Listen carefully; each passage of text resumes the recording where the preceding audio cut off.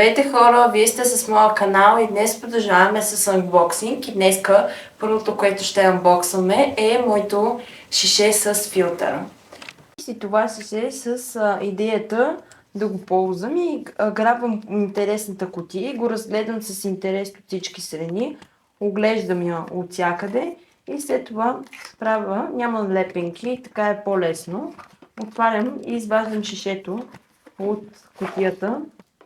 И го оглеждам с интерес. Виждам, че отгоре има лепенка. Отварям го и вътре забелязвам, че вътре е самият филтър. Изваждам филтъра от бутилката и започвам да разглеждам с интерес шишето. Шишето на пръв поглед е доста хубаво. Има такова да се закача. Както виждате, 500 мл. Това е половин литър. Много е хубаво. И ето тук, това е горната му част. Сега ще го отворим.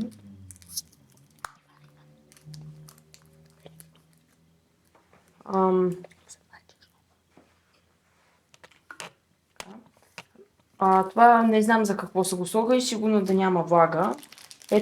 Ето го самият филтър. Но... Ето, сега ще видите кой ни гледа. Абонирайте се за канала на Иван с камбанката и приятно гледане. Чао! И сега продължаваме днешното видео с шишето. Първо искам да ви казвам някои факти за него. Шишето е много хубаво, защото няма нужда да си взимате всеки път чисто ново шише и е по-много еко от другите. И сега отваряме филтъра и го изваждаме.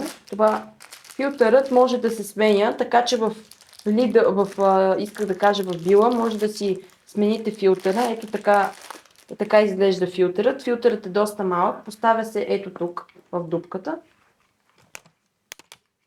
Само показвай на шофа.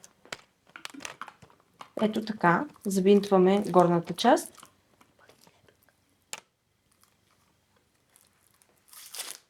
Махаме лепенката и ето го шишето. Тук си сипвате вода, може да си сипете чай, вода, всичко. Ето поставяме филтъра. Ето така. И филтърът пречиства водата.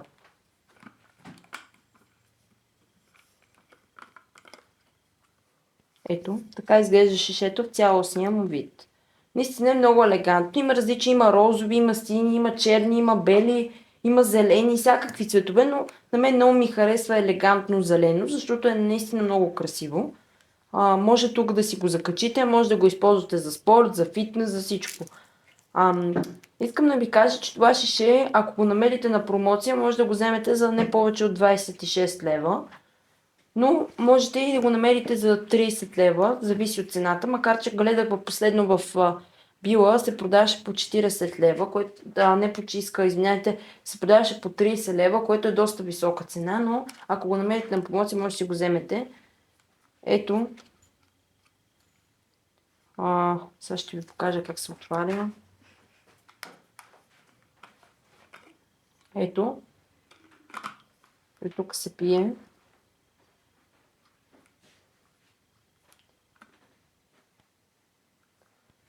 Ето така изглежда. Тук този филтър пречиства, като искам да ви споделя още един факт, че филтърът трябва да се сменя, защото когато се замърси, той не е наистина ефективен и трябва да го подменяте пред известно време. Филтъри се продават по магазините без проблема и може да си купите.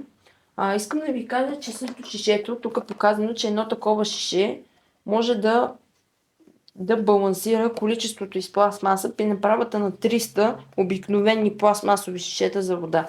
Така че това шише, то от пластмаса, обаче може да си го измивате и да го ползвате многократно. Той не е за еднократна употреба. Тези шишета, които са от тънка пластмаса, в тях се отлагат петролни различни микроорганизми. Затова, когато си купувате минерална вода, гледайте на шишето срока на годност. Ако пише 01.26, трябва да спазите срока и да не си държите водата и да не използвате едно и също шише прекалено много време, защото е вредно за организма, защото се отлага в водата от пластмасата и това не е вредно, и това е доста вредно за организма. А тъй като тази пластмаса е дебела, няма как, и е много по-трудно да се тази пластмаса да се утаи в водата. Освен това, това шише е по-малка вероятността да се разлее, защото той се затваря доста плътно, ако разбира се го затваряте. И няма вариант да се взе. Освен това може да си го загачите. Не е много тежко. Не знам колко тежи, не съм го мерил. И е лекичко. И както вече споменах, наистина е много добра. Според мен си заслужават парите.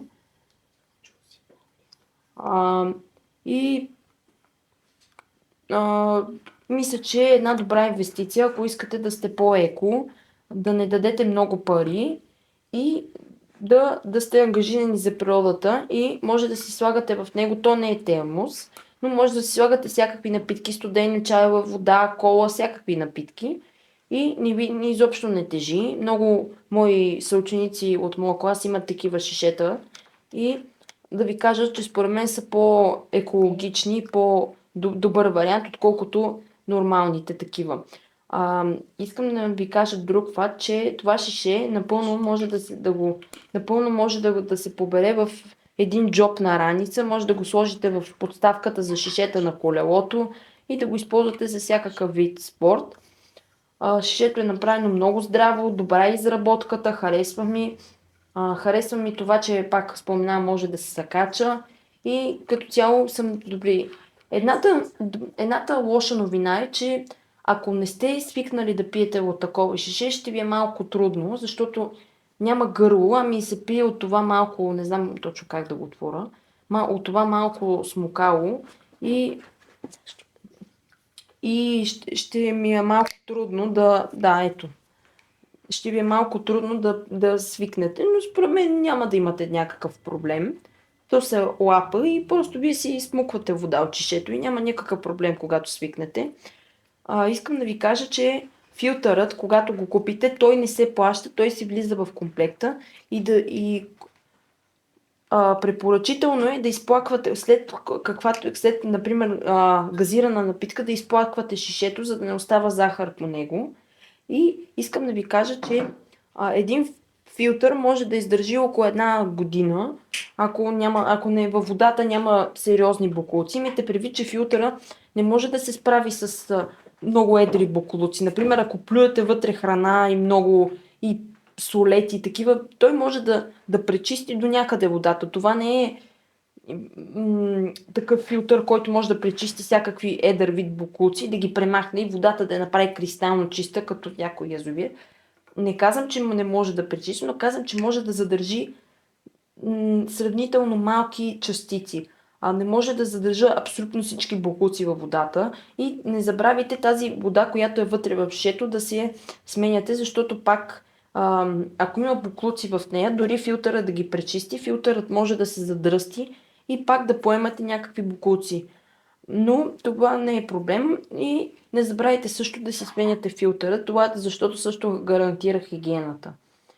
Мисля, че днешното видео ви беше интересно. Абонирайте се за канала, оставете по един лайк и гледайте новото ни видео за 3D макетите на Иван.